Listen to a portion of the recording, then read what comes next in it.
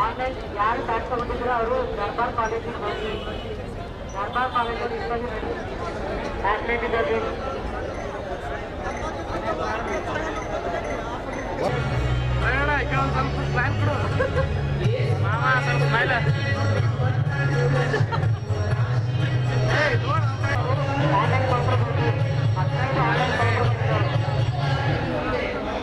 Online ಕೌಂಟರ್ಗಳಿದೆ, ನೀವು ಅಲ್ಲಿಗೆ ಹೋಗ್ಬೋದು. ನಾನು ಕ್ವಶನ್ ಮಾಡಬೇಕು, ಬೇಸಿಕ್ ಇನ್ಫಾರ್ಮೇಷನ್ ಅಪ್ಲೋಡ್ ಮಾಡಿ.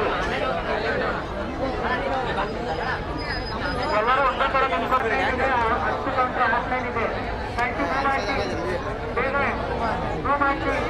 ಯಾರು ಆಲ್ರೆಡಿ ತಗೊಂಡಿದ್ರೆ ದಯವಿಟ್ಟು ಬರ್ಬೋದು. ಹೊರಗಡೆ ಅಮೌಂಟ್ ಕೊಟ್ಟು ಮಾಡ್ಕೊಂಡು, ಯಾಕಂದ್ರೆ ಒಂದೇ ಥರ ಇಷ್ಟು ಜನ ಆಕ್ಸಿಸ್ ತಗೊಂಡ್ರೆ ನೆಟ್ವರ್ಕ್ ಎರರ್ ಬರುತ್ತೆ.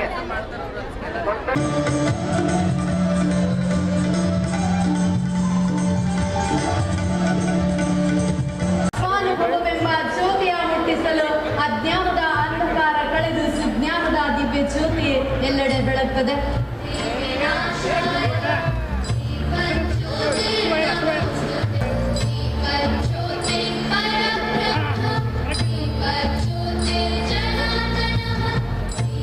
ವೇದಿಕೆ ಮೇಲಿರುವ ಎಲ್ಲ ಗಣ್ಯಾತಿ ಗಣ್ಯರು ಉದ್ಯೋಗ ಜ್ಯೋತಿಯನ್ನ ಬೆಳಗುವುದರೊಂದಿಗೆ ಈ ಕಾರ್ಯಕ್ರಮದ ಉದ್ಘಾಟನೆಯನ್ನು ಮಾಡಿದ್ದಾರೆ. ಉದ್ಘಾಟನೆ ನಡೆಸಿದ ಎಲ್ಲ ಮಂತ್ರಿ ಮಹೋದಯರಿಗೆ ನಿರ್ಮಾಣಕ್ಕಾಗಿ ನವ ಕೌಶಲ್ಯಗಳು ಅನ್ನುವಂತಹ ಅದ್ಭುತವಾದ ಪುಸ್ತಕ ಬಿಡುಗಡೆ ಭವ್ಯ ವೇದಿಕೆ ಮೇಲೆ ಜರುಗ್ತಾ ಇದೆ. ಶ್ರೀಮತಿ ಕಾಂತಾ ನಾಯಕ್ ಅವರು ರಚಿಸಿರುವಂತಹ ನವ ಕರ್ನಾಟಕ ನಿರ್ಮಾಣಕ್ಕಾಗಿ ನವ ಕೌಶಲ್ಯ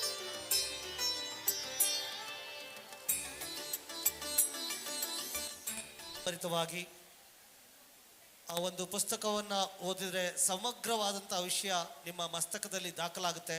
ಅಂಥ ವಿಭಿನ್ನವಾದಂಥ ಪುಸ್ತಕವನ್ನು ಕಾಂತಾ ಮೇಡಮ್ ಅವರು ತಮಗೆ ಕೊಡಮಾಡಿದ್ದಾರೆ. ಅವರಿಗೆ ಹೃತ್ಪೂರ್ವಕವಾದ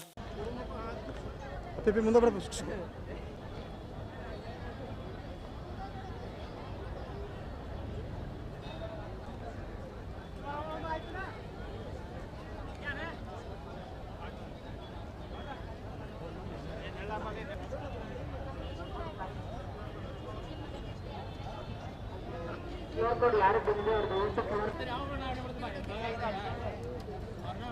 ಕ್ಯಾಂಡಿಡೇಟ್ ಯಾರ್ದು ರಿಜಿಸ್ಟ್ರೇಷನ್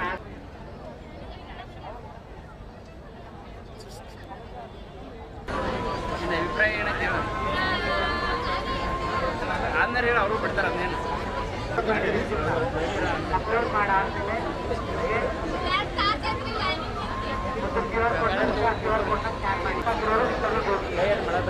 ಮಾರ್ಕ್ ಆಗಿರೋರು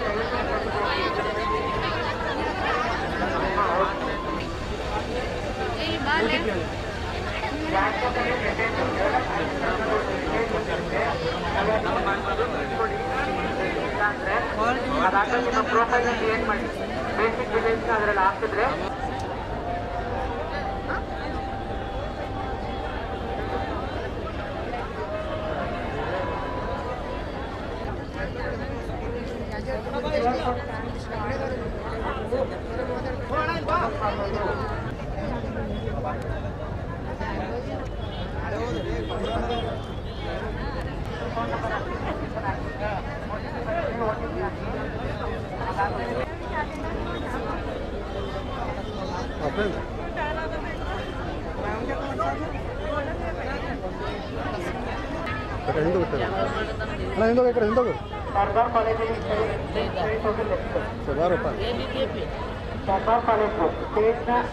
ರಾಜ್ಯಪಾಲರು ನಮಗೆ ಮತ್ತೆ ಪದೇ ಪದೇ ಹೇಳಬೇಕಾಗಿಲ್ಲ.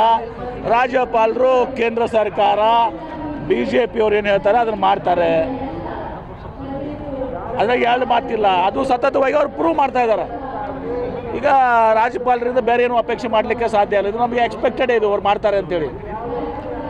ರಾಷ್ಟ್ರಪತಿಗಳಿಗೆ ರವಾನೆ ಮಾಡಿದ್ದಾರೆ. ಗೊತ್ತಿದೆ ಅದು ಅವ್ರು ಮಾಡುವಂಥ, ನಮ್ಗೆ ಗೊತ್ತಿದೆ ಇವ್ರು ರೀತಿ ಮಾಡ್ತಾರೆ ಅಂತೇಳಿ.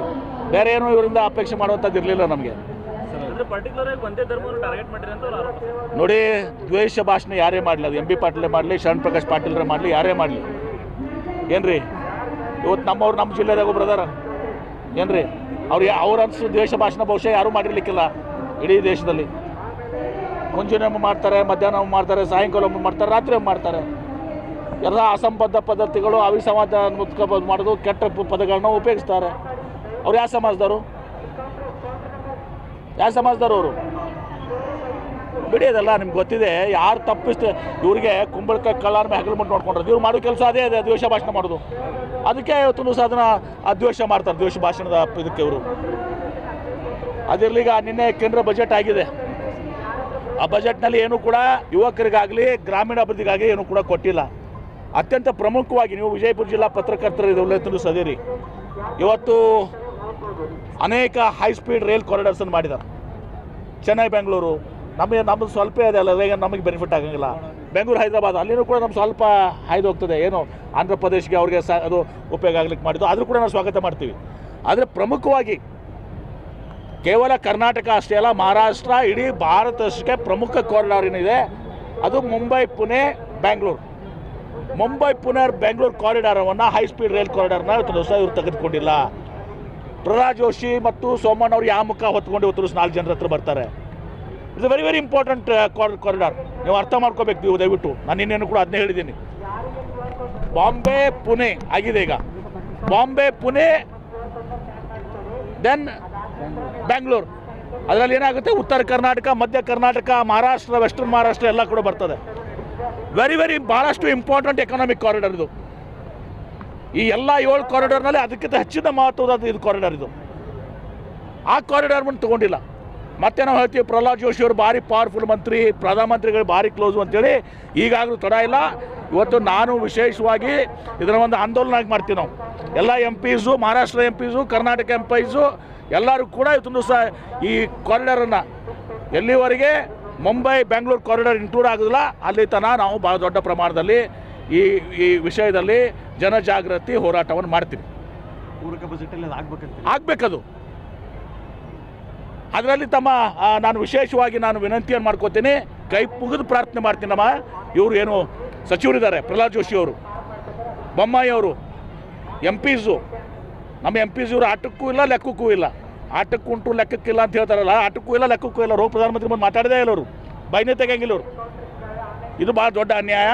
ಇವತ್ತೊಂದು ದಿವಸ ಈ ಕಾರಿಡಾರ್ಸ್ನ ಅನೌನ್ಸ್ ಮಾಡಿದ್ದೀರಿ.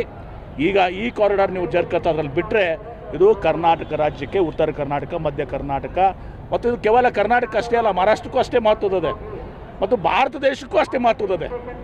ಕನೆಕ್ಟಿಂಗ್ ಮುಂಬೈ ಆ್ಯಂಡ್ ಬೆಂಗಳೂರು, ಒಂದು ಫೈನಾನ್ಷಿಯಲ್ ಕ್ಯಾಪಿಟಲು, ಇನ್ನೊಂದು ಟೆಕ್ ಕ್ಯಾಪಿಟಲು. ಇದಾಗ್ತಿದ್ರೆ ಪ್ರಯೋಜನ ಇಲ್ಲ. ಇದನ್ನು ಹೈಲೈಟ್ ಮಾಡಿರಿ ನೀವು. ದ್ವೇಷ ಭಾಷಣ ತೊಗೊಂಡು ಏನು ಮಾಡ್ತೀರಿ?